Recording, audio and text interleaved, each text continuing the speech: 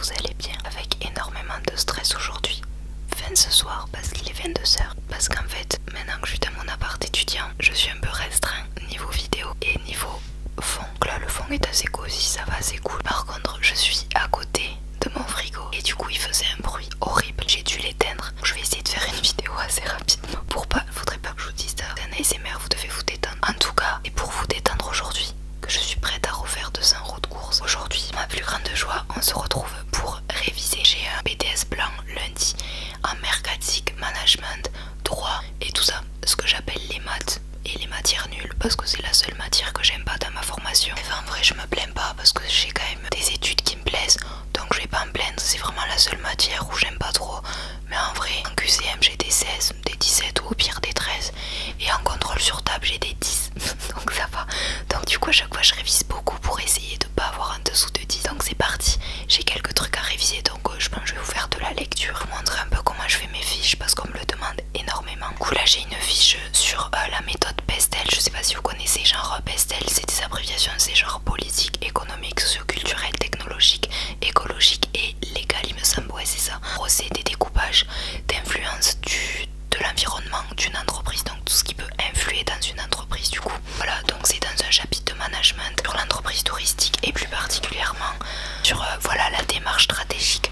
Donc du coup mes fiches en gros je les fais comme as. Donc en fait moi je privilégie vachement les couleurs, le surlignage et j'ai des fiches Oxford comme ça. En fait c'est des fiches de plusieurs couleurs comme ça et je trouve ça attractif et ça donne plus envie d'apprendre quand tout est coloré, etc. Pour avoir des bonnes notes, pour moi faut acheter des fiches colorées et aussi comprendre ce que t'écris.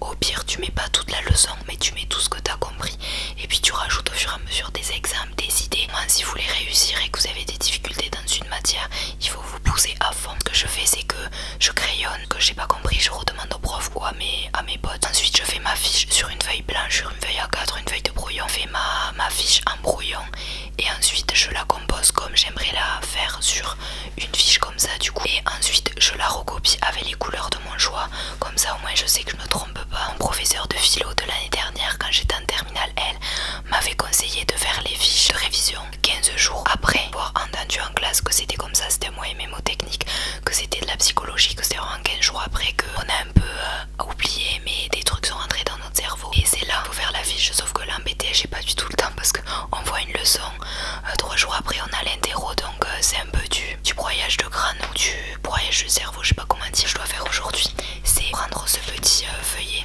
où il y a du coup, je vais vous montrer mes pré-fiches de révision dedans. En fait ça se présente comme ceci. J'écris toujours en rose pour mes brouillons parce que c'est une couleur que j'aime pas du tout mais qui sur une feuille blanche se voit très bien. Du coup voilà, en fait je commence toujours par le thème, donc gestion, le chapitre ainsi que le titre. Ensuite là je mets le sous-titre en bleu et ensuite je me fais toujours des points, des tirets.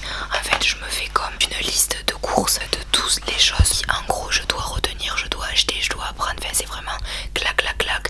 Je me fais des ronds aussi, des alinéas et en fait c'est vraiment, je me le classe par partie dans ma tête, comment j'ai envie de l'apprendre, comment j'ai envie de l'associer. Avant de vous parler de ma leçon, je pense que je vais lire 1 ou 2 pages avec vous histoire de me mettre dans le bain parce que j'avais vraiment pas envie de réviser. Donc j'ai mis du rouge à lèvres, je me suis habillée et je me suis dit vas-y fais un ASMR révision. Attendez, je vais boire et ensuite je vous titille les oreilles avec mes petites feuilles. C'est encore un thé fruits rouges.